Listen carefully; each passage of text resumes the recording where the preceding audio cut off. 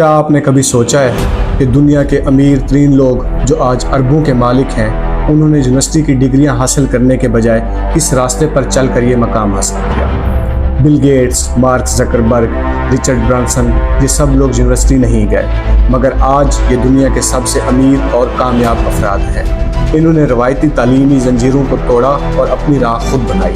سوال یہ ہے، کیا پاکستان کا موجودہ تعلیمی نظام آپ کو اس مقام تک پہنچا سکتا ہے؟ کیا آپ بھی دنیا کے امیر ترین لوگوں کی لسٹ میں شامل ہو کر اپنے ملک کی اکانومی میں حصہ ڈال سکتے ہیں؟ اس کا جواب ہے نہیں۔ کیوں؟ کیونکہ دنیا کے سب سکسیسفل اور ریچسٹ لوگوں نے اپنے آپ کو اس ایجوکیشنل ٹریپ سے ٹائملی نکال لیا تھا۔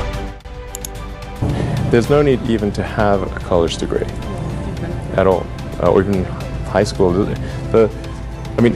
If somebody graduated from a great university, that may be an indication that they will be capable of great things, but it's not necessarily the case. Albert Einstein once said, "Everybody's a genius, but if you judge a fish by its ability to climb a tree, it will live its whole life believing that it is stupid." اور دوسری طرف ہو آپ کی زندگی کا ایک ہی مقصد ہوتا ہے کہ پڑھ لکھ کر کسی کمپنی یا فیکٹری میں جاب کریں گے یا حکومت وقت کے ملازم بنیں گے، اور اسی چکر میں آدھی عمر گزر جاتی ہے، ڈگری مکمل ہو جاتی ہے، بھاری بھرکم فیسیں ادا کی جاتی ہیں، اس وقت تک آپ کی کریٹیوٹی اور انٹیلیجنس ختم ہو چکی ہوتی ہے۔ آپ جاب ڈھونڈنے نکل پڑتے ہیں، آخر کار آپ کو جاب مل جاتی ہے، پھر آپ اس امید پر جاب کرتے ہیں کہ سیلری انکریز ہو جائے گی اور بڑھاپے میں پینشن بھی ملے گی۔ لیکن جیسے جیسے وقت گزرتا ہے آپ کی شادی ہو جاتی ہے، بچے ہو جاتے ہیں، اور پھر وہی پہلے جیسا لائف سائیکل سٹارٹ ہو جاتا ہے، بچوں کا مستقبل، ان کا گھر اور اسٹڈیز۔ نتیجہ یہ نکلتا ہے کہ آپ اپنے خوابوں پر کمپرومائز کرنے لگتے ہیں اور اپنی خواہشات کو نظر انداز کر کے زندگی گزارنے لگتے ہیں۔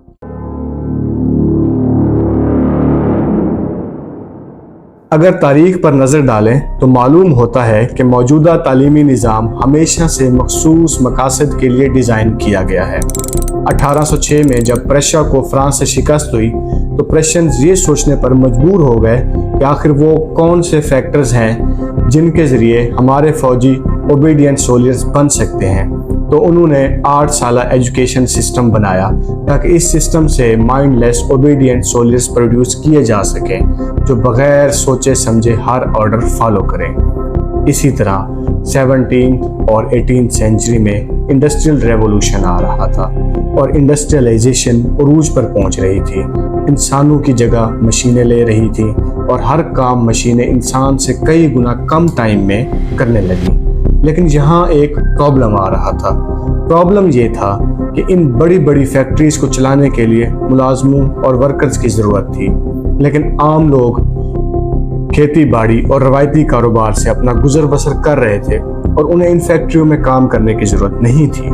چنانچہ ورکروں کی اس کمی کو پورا کرنے کے لیے اور اپنی فیکٹریز کو چلانے کے لیے مختلف ممالک کے با اثر افراد نے ایک تعلیمی نظام تشکیل دیا اور مختلف یونیورسٹیوں کا قیام ہوا تاکہ مستقبل میں لیبر کی کمی کو پورا کیا جا سکے اور فیکٹریوں میں کام کرنے کے لیے مزدور اور ملازم پروڈیوس کیے جا سکیں۔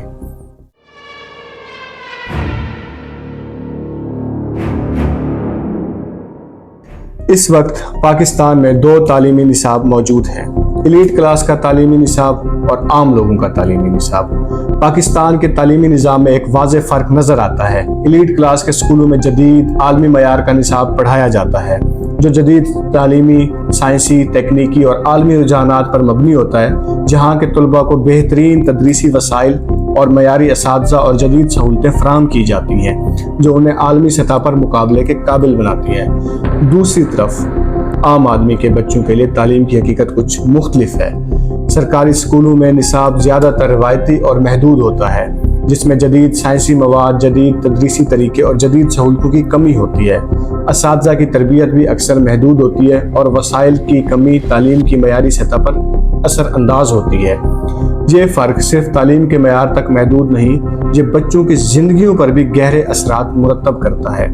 ایک طرف ایلیٹ کلاس کے بچے عالمی معیار کی تعلیم کے ذریعے اعلیٰ اداروں میں داخلہ لے کر بڑے مواقع حاصل کرتے ہیں، جبکہ دوسری طرف عام آدمی کے بچوں کے لیے یہ مواقع محدود رہ جاتے ہیں۔ والدین پر فیس کے بوجھ اور طلبہ پر امتحانات کی کامیابی کا دباؤ، یہ دونوں سوشل ایشوز کی اہم وجوہات ہیں۔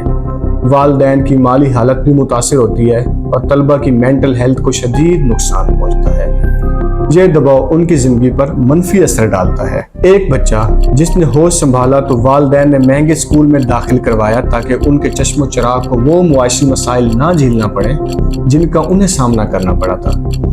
تعلیمی سرگرمیاں شروع ہوئی تو بچے کی کارکردگی نے اہل خانہ کو خوب ڈھارس بندھائی، ہر جماعت میں اچھے نمبر حاصل کرتا اور یوں یہ سلسلہ اسکول سے کالج اور پھر یونیورسٹی تک جا پہنچا۔ یونیورسٹی سے فارغ التحصیل ہونے تک اس کے والدین عمر کے آخری حصے میں جا پہنچے تھے۔ تمام جمع پونجی تعلیمی اخراجات پر صرف ہو چکی تھی۔ بڑھتی مہنگائی اور محدود وسائل کے باعث گھر کے انتظام کو چلانا انتہائی مشکل ہو گیا تھا۔ والدین کو امید تھی کہ تعلیم مکمل ہونے کے بعد ان کے بچے کو اچھی نوکری ملے گی اور مالی حالات بہتر ہو جائیں گے، لیکن صورتحال یکسر مختلف ہو گئی۔ ڈگریاں، میڈلز اور سرٹیفکیٹس ہونے کے باوجود بے روزگاری کا سامنا کرنا پڑا، اور اب یہی کہانی تقریباً ہر ڈگری ہولڈر کی ہے۔ پاکستان میں بے روزگار گریجویٹس کا مسئلہ کوئی نیا نہیں، بلکہ یہ سالوں سے ہمارے معاشرے کا حصہ ہے، مگر حالیہ دنوں میں یہ مسئلہ انتہائی خطرناک صورتحال اختیار کر چکا ہے۔ یونیورسٹیوں سے فارغ التحصیل ہونے والے طلباء کی تعداد بڑھتی جا رہی ہے، لیکن روزگار کے مواقع تقریباً نہ ہونے کے برابر ہیں۔ پاکستان بیورو آف اسٹیٹسٹکس کی تازہ ترین رپورٹ کے مطابق یونیورسٹی ڈگری ہولڈرز میں بے روزگاری کی شرح 6.5% تک جا پہنچی ہے، جبکہ ملک کی مجموعی بے روزگاری کی شرح 6% ہے۔ یہ اعداد و شمار بتاتے ہیں کہ اعلیٰ تعلیم یافتہ نوجوان ان لوگوں کے مقابلے میں جو اعلیٰ تعلیم یافتہ نہیں ہیں بے روزگاری کے زیادہ شکار ہو رہے ہیں۔ کیا ہمارے تعلیمی نظام نے ہمیں صرف بے روزگار گریجویٹس پیدا کرنے کے لیے بنایا؟ کیا ہمارا تعلیمی نظام واقعی ہماری ضرورتوں کے مطابق ہے؟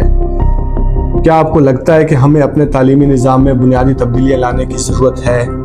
آپ کی سجیشنز ہمارے لیے بہت اہم ہیں۔ تجاویز کمنٹس میں ضرور لکھیں۔